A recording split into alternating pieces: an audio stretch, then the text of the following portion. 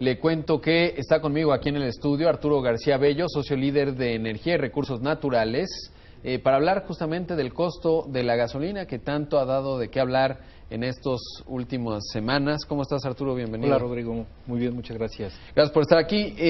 Pues ha habido toda una discusión con respecto a la estimación de los precios de la gasolina. ¿Cómo estás viendo las tendencias? Sobre todo porque hay varios componentes que tú, desde que hablamos hace ya un par de años, pues mencionabas como un reto, que es, por ejemplo, el costo logístico, ¿no? Zonas del país en donde pues no hay, digamos, mucha infraestructura. Estamos hablando de Yucatán. Otras donde está, digamos, pues el costo logístico es nulo. Platicábamos ahorita antes de entrar al aire, Tuxpan.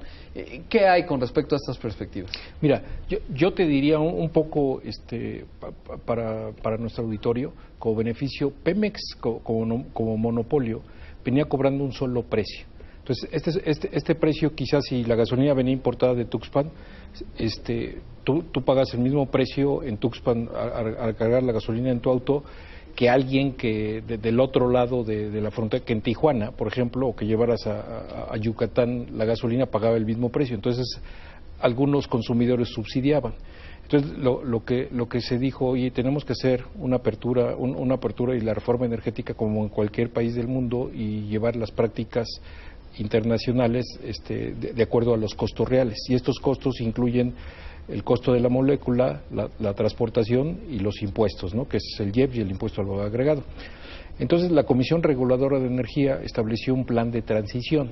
Este plan de transición se va a completar el 31 de marzo, que ha sido un plan flexible pero doloroso.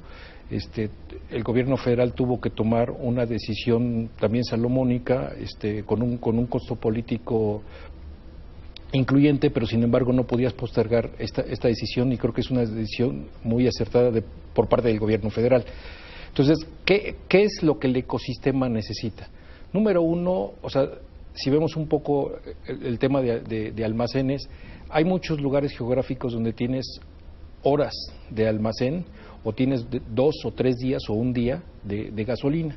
Entonces, ¿qué pasaba con esto? Hemos visto la escasez en varios estados o en varias ciudades cuando hay un problema en una refinería, o simplemente si tú no te pones de acuerdo con los dealers que le compras gasolina en el extranjero, como saben que tú no tienes inventarios y que se te van a acabar, pues aunque te ofrezcan un precio y a ti se te hace alto, pues tienes que tomarlo, porque si no te vas a quedar en desabasto total, y eso con las consecuencias que eso ¿Cuánto vale construir infraestructura de almacenamiento? Porque uno piensa en Estados Unidos tiene su reserva estratégica que le alcanza para varios meses, pero ¿qué tan caro es? Parecería simple, pero no es agua, ¿no? Tiene que tener una serie de criterios, poder almacenar gasolina. ¿Qué tan caro es y cómo? Yo creo que depende la capacidad y la frecuencia en lo que lo quieras hacer.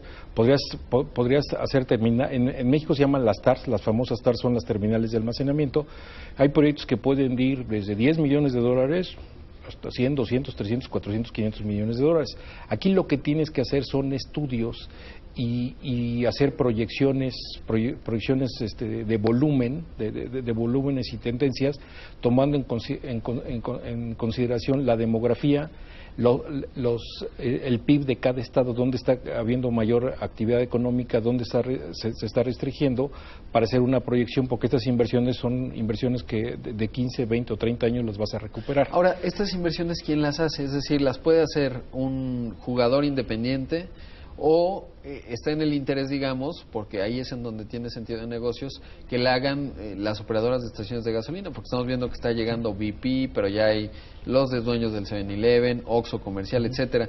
¿Quién normalmente tendría el incentivo para poner una? Hoy, gracias a la reforma energética, cualquier particular puede poner una terminal de almacenamiento. ¿Y es negocio? O sea, digamos, ¿cobrar por almacenamiento es buen negocio? Es un buen negocio. Actualmente la Comisión Reguladora de Energía está revisando las tarifas, no solo de almacenamiento, sino también de transporte de las moléculas, y las va a adecuar a una nueva realidad.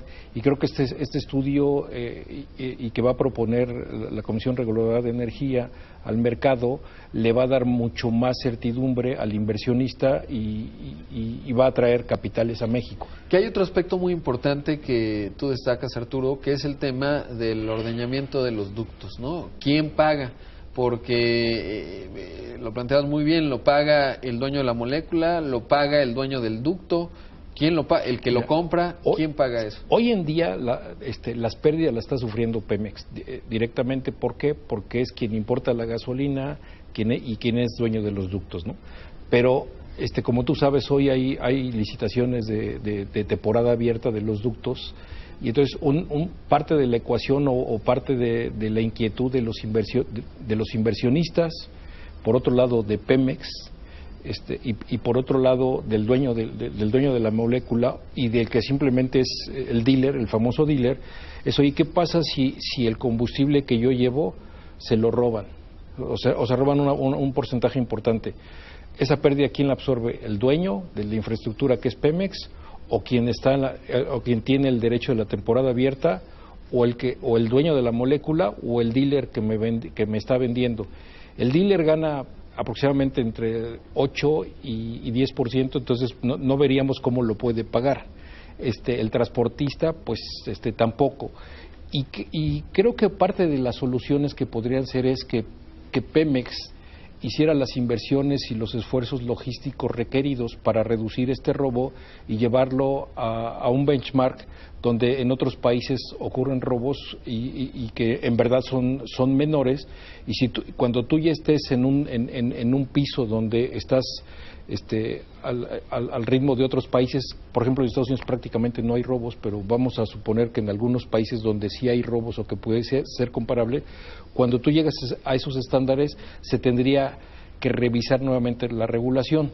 Si esto no sucede, si las pérdidas de combustible no se disminuyen en forma importante, los jugadores no van a invertir o los dealers no van a querer absorber estas pérdidas, y los seguros sí existen, pero serían no financiables. Los seguros, para mí, parte de la solución es como una analogía a lo que hace Audi. Audi te garantiza que si te roban las piezas son 3 años, te roban una pieza y yo te la repongo para secar el mercado. Aquí lo que habría que hacer es poner en la cárcel a los compradores también de gasolina robada para secar el mercado, y eso contribuiría sin lugar a dudas a la resolución de esta temática. Ahora, ¿qué hay con respecto al tema impositivo que mucho se ha hablado en cuanto al cálculo del IEPS y todas estas cosas que también definen, pues teóricamente ya es fijo, ¿no? Y hay como una suerte de colchón, según entiendo, pero ha sido complejo todo el mecanismo en donde buscan disminuir o aplanar, digamos, la curva de variación. Pues mira, yo te diría, se ha discutido mucho acerca del tema, pero en el fondo el IEPS anda oscilando alrededor del 35-36%, que incluye IVA. Y esta discusión se puede eternizar, pero la verdad es que el IEPS y el IVA sumado anda entre 35 y 36%, si lo comparas con los Estados Unidos es de 20%. Oye, puede haber países que el IEPS y el IVA sean mayores o menores, pero la verdad es que no tiene margen de maniobra hoy el gobierno federal para reducir el IEPS. Lo que veo hoy es con la estrategia del presidente Trump, anunciada de la posible introducción del concepto del VAT, que es el Border Adjustment Tax, que es un impuesto ajustado en frontera, que si esto acaba en una guerra comercial, nosotros con los millones de volumen de galones de combustible que importamos, podríamos poner también un VAT, y entonces se encarecería el combustible, pero a lo mejor el combustible de Pemex sería mucho más barato, y entonces eso también podría incentivar a que los inversionistas de las 6 refinerías que están esperando ser reconvertidas se acelerara, y Pemex podría tener una gasolina a un margen internamente competitivo y venderle a precios de mercado. Es un tema nuevo que surgió a raíz de estas declaraciones de Trump que se debe de considerar.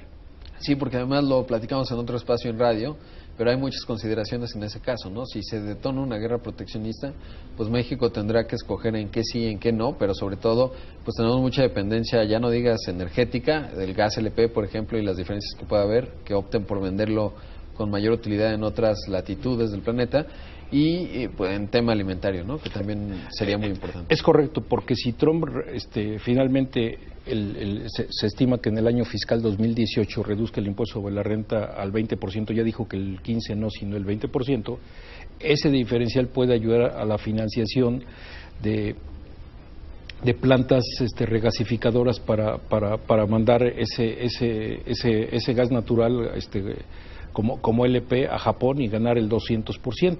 Y podría también poner en peligro un poco el abastecimiento de México, lo cual sería preocupante, y de ahí que a lo mejor la Comisión Nacional de Hidrocarburos vigile esta señal para a lo mejor acelere las licitaciones estratégicamente de gas natural en México. Claro.